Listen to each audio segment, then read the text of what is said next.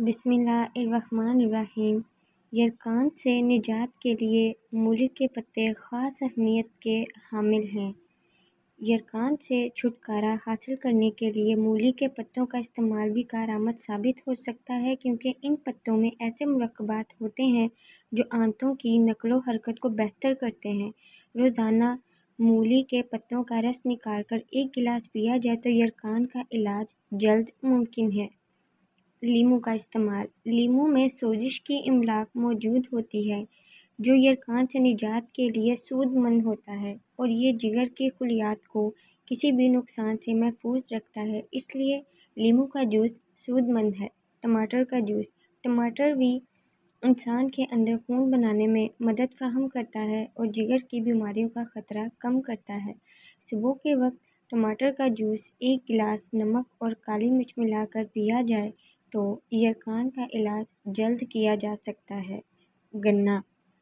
گنا ہاضمے کے لیے اچھا ہوتا ہے اور یہ جگر کے کام کو مزید بہتر بناتا ہے، جبکہ روزانہ گنے کا 1 گلاس جوس پینے سے یرقان کا مریض تیزی سے اس مرض سے چھٹکارا حاصل کر سکتا ہے۔ چاول کھا کر پانی پینے سے پیٹ کی بیماریاں جنم لیتی ہیں۔ اگر جسم سے تل کا نشان مٹانا ہے تو جلتی ہوئی لکڑی سے جو پانی نکلتا ہے اسے تل پر لگائیں۔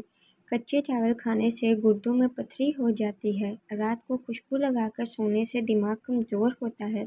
اذان کے وقت جھاڑو لگانے سے مرتے وقت کلمہ نصیب نہیں ہوتا، لہذا احتیاط کریں۔ شام کے وقت کچا پیاز کھانے سے بخار ہو جاتا ہے۔ سوتے وقت پودینے کے چند پتے چبانے سے رات کو برے خواب نہیں آتے۔ اگر کھانا کھاتے وقت زبان کٹ جائے تو جلدی سے کوئی میٹھی چیز کھا لیں، آرام آ جائے گا۔ ایک ہی سانس میں ٹھنڈے پانی کا گلاس پی لینے سے ہچکی رک جاتی ہے۔